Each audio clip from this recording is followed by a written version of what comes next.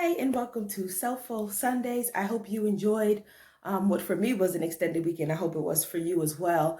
And today I want to talk a little bit about forgiveness. And usually when you hear the word forgiveness, people are all like, forgive them for yourselves. It's not about the other person, it's about you. And I got issues with that because number one, sometimes people do things that are unforgivable. Number two, sometimes people don't give a damn if you forgive them. Like they don't even want your forgiveness because they don't care enough about you to want your forgiveness. And I think when people say forgive them for yourselves, what they really should say is forgive you for yourself, because oftentimes when we do things like you know stay in bad relationships, or we are victims of things like domestic violence or sexual assault, oftentimes, right, it's not about forgiving our perpetrators or the people who harmed us.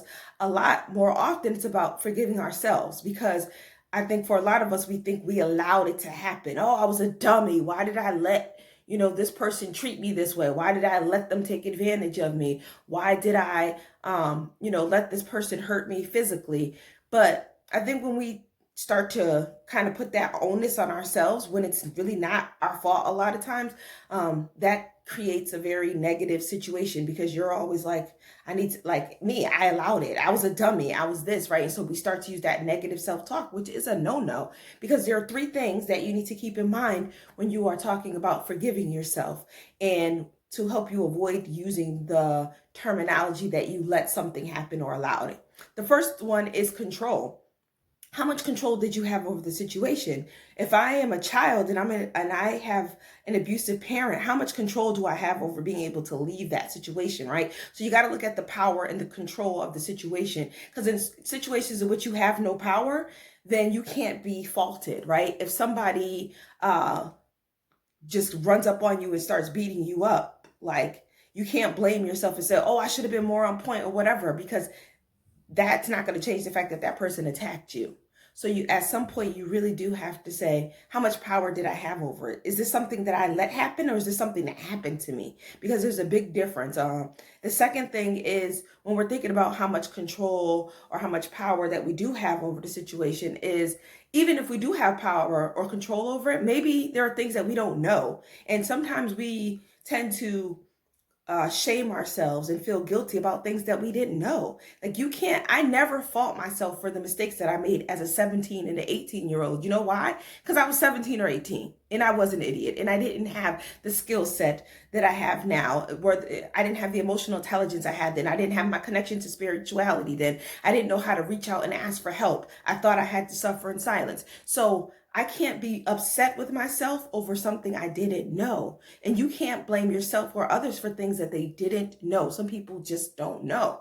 And then third thing is that sometimes we do know. We know good and damn well that we're doing something stupid that we're going to end up feeling guilty or shameful about. But for some of us, we have to learn the lesson, right? It takes time for us to learn lessons. For some people, something happens to them and they're like, boop, got the lesson.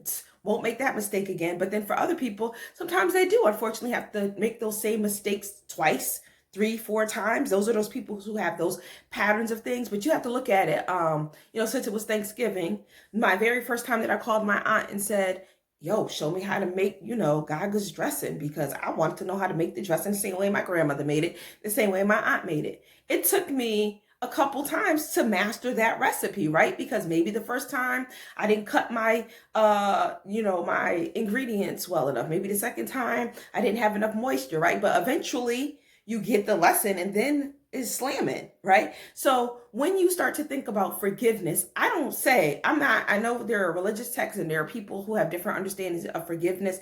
For me, it is not always about forgiving the other person. For me, it has always been about forgiving myself and allowing who I was in that moment to be who that was. Whoever I was at 25 when I made that mistake, I forgive her for that, right? But then also, sometimes there's nothing to forgive, because you can't forgive yourself for something that you had no control over. So again, reassess the amount of control that you have over the situation. If you had no control, then it's not about having to forgive yourself. Don't blame yourself. Release yourself of those feelings of guilt and shame. If you did have some control over it, Forgive yourself for maybe what you didn't know, right? And that, for being a believer or for being an optimist or for whatever it was, wherever you were in that moment, then it is time to forgive yourself. And then if you did know better and you still walked into that fire, forgive yourself for that, because that's going to be your very first step to healing. Before you can forgive other people, you're going to have to forgive yourself. And if you walk around feeling like you are this bad person or this horrible person or this idiot, when you walk around with guilt and shame, it is going to weigh you down. And if it weighs you down, you'll never be able